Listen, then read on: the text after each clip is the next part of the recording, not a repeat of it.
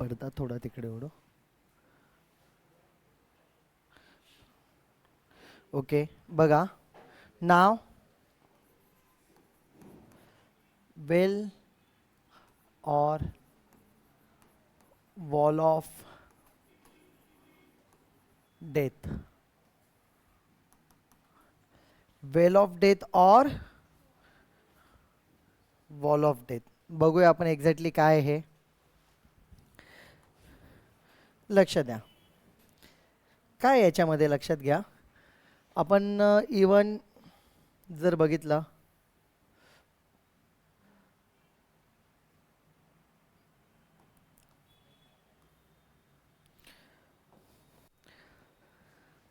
सर्कसमध्ये एक स्ट्रक्चर असतं ज्याच्यामध्ये बाईक गेल्यावरती बाईक असे सरफेसवरती गोल गोल फिरतात बघा. बाईक असेल, कार असेल, कोणतेही व्हेकल असेल ते त्याच्यावरती सरफेसला चिटकून असे फिरत असतात. ते खाली पडत नाही. ते सर्कलमध्ये तर तिथं कोणता फोर्स असला पाहिजे? सेंट्रीपेटल फोर्स असला पाहिजे. कोणता फोर्स असला पाहिजे? Centripetal force must be there. आता बघा, आपण जर इथं कन्सिडर केलं that particular body, object or vehicle is at this position. ह्या पोझिशनला आपण कन्सिडर करूया. इथे काय होईल? इथे एक सेंट्रीपेटल फोर्स आहे. त्याचं वेट कुठे असणार? डाऊनवर्ड डिरेक्शनला वेट असणार. आणि अपवर्ड डायरेक्शनला इथे काय असणार? आता हे बघा, इथं 3 फोर्स दाखवले मी. इथे जर तुम्ही बघितलं वेट असेल त्या व्हेकलला खालच्या डायरेक्शनला. इथं आपण म्हणूया इथं सेंटर आहे आणि इथून ते इथपर्यंत जे काय आहे ती त्याची कन्सिडर करूया रेडियस आहे.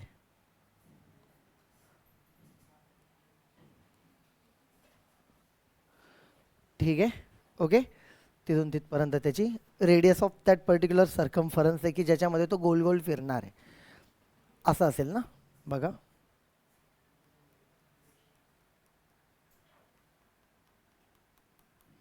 आर यू गेटिंग दिस? हा त्याचा पाथ दाखवला त्या व्हेकलचा की तो असा फिरणार आहे आतून. ही त्याची पोझिशन आहे की ह्या पोझिशनला येतो. पोझिशन समजा आपण त्याला म्हणूया ओ. काही पण नाव देऊ शकतो आपण. ओ म्हणूया सध्याला. वेट डाऊनवर्ड डिरेक्शनला. वरच्या डायरेक्शनला काय? आता ऑब्विसली समजा आपण कन्सिडर करू की दिस इज द व्हेकल. ही व्हेकल आहे, हा सरफेस आहे. व्हेकल नॉर्मली आपली ती फिरत असेल तर अशी जाईल, बरोबर आहे. ओके. जात असताना हे त्याचे जे काय टायर्स आहे इथे वेट डाऊनवर्ड डिरेक्शनला पण खाली पडत नाहीये. मग वरती कोणता तरी फोर्स असला पाहिजे. कोणता फोर्स राहील? टायर आणि सरफेस मधला फोर्स. ठीक आहे. Force of static friction. Okay. Frictional force म्हणूया त्याला F S. Frictional force F S. ही व्हेकल, हा सरफेस, सरफेस व्हेकल, इथं टायर असतील त्याचे, ते त्याला असे खालच्या बाजूला वेट चाललंय. पण वेट जरी खाली असलं त्याची डायरेक्शन कुठे असेल? फोर्सची, फ्रिक्शनल फोर्सची वरती. ठीक आहे, ऑपोजिट डायरेक्शनला. आता सर्कलमध्ये फिरतोय, मान्य. आपण आधीच सांगितलंय what is the normal reaction? A force. आता बघा, आता इथे आपण एक कन्सिडर करू, इकडून ती व्हेकल फिरवून आली आणि इथे चालली. ऑब्विसली त्याचं वेट, त्याचं मोमेंटम त्या सगळ्याच्या सगळ्या वॉलवरती प्रेशराईज होणार आहे तिथल्या. पण ती वॉल तोडून आतमध्ये चाललाय का? नाही. मग त्या वॉलकडून पण एक फोर्स येतोय रिव्हर्स, तेवढाच जो परपेंडिक्युलर असतो, ज्याला आपण काय म्हणतो? Yes, it's a normal reaction N. आलं लक्षात? ठीक आहे. मग आपण एक एक टर्म इथे लिहूया. दिस इज द रेडियस आर. खाली इथं रेडियस आर दाखवली. चला बघूयात एक एक पॉईंट काय इथे लिहूयात.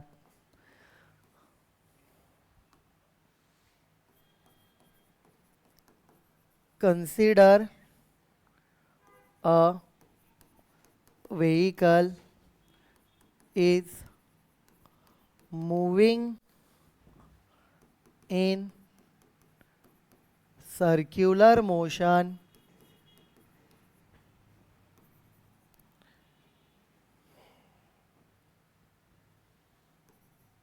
with radius r in wall of death circle as shown in figure.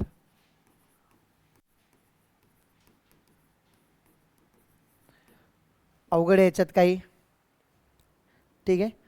Well of death मध्ये, वॉल ऑफ डेथ मध्ये तो आहे असं कन्सिडर करू.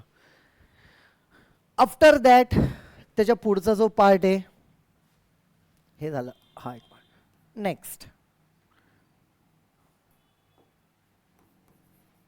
Late mg weight of vehicle in downward direction. Downward डायरेक्शनला असलेलं वेट आहे त्या व्हेकलचं डाउनवर्ड डायरेक्शनला. नंतर F S force of friction between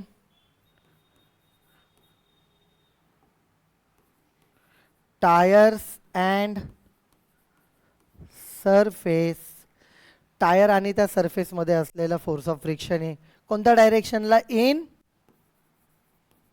upward direction. वरच्या डायरेक्शनला असलेला तो एफ एस फोर्स आहे, ठीक आहे. आर सांगून दिलं. उरला कोण आता? N normal reaction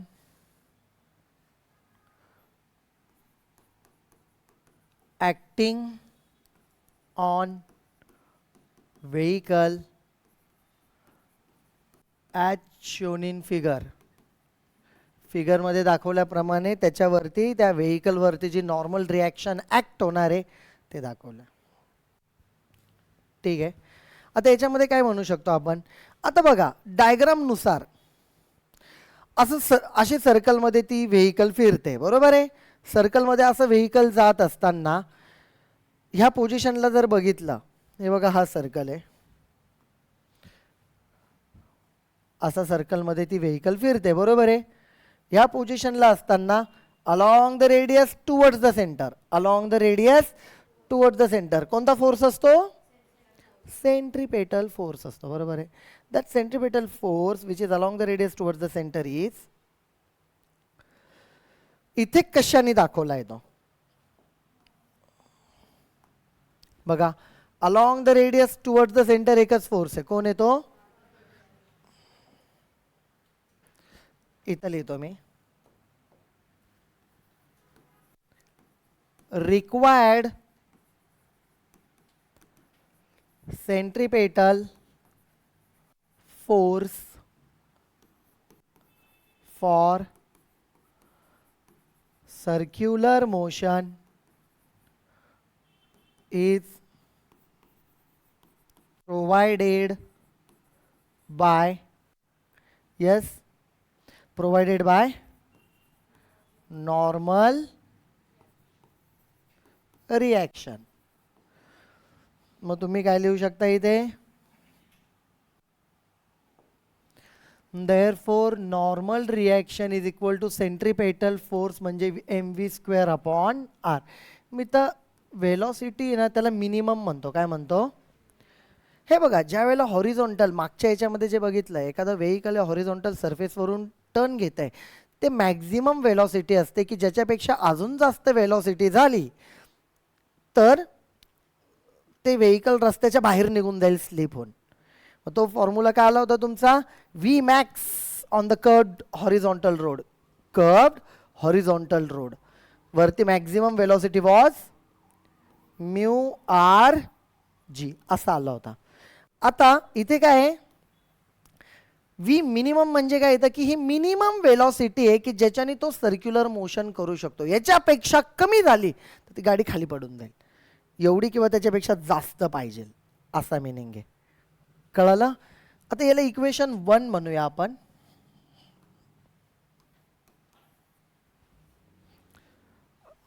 okay, so this is the part. After this याच्यानंतर बघा काय, हे झालं नॉर्मल रिॲक्शनचा पार्ट. आता यानंतर आपल्याला बघायचं आहे also from figure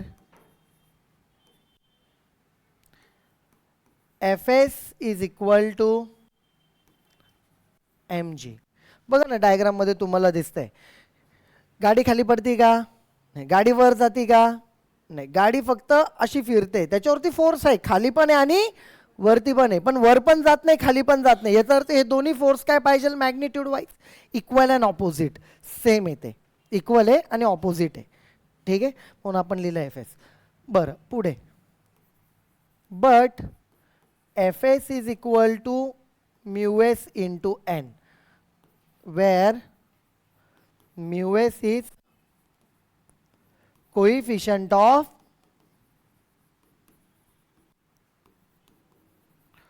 static friction किंवा कोइफिशियंट ऑफ फ्रिक्शन म्हणा चालेल. ओके,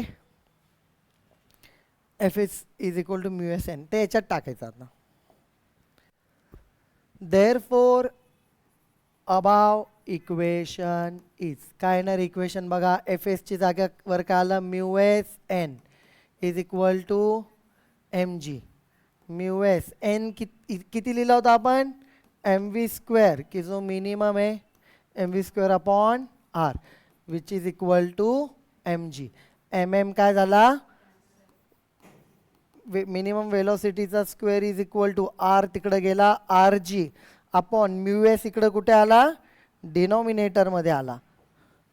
त्यामुळे काय होणार आहे बघा इथे, therefore minimum velocity for the wall of death, that particular vehicle in the wall of death required for its circular motion is given by under root of mu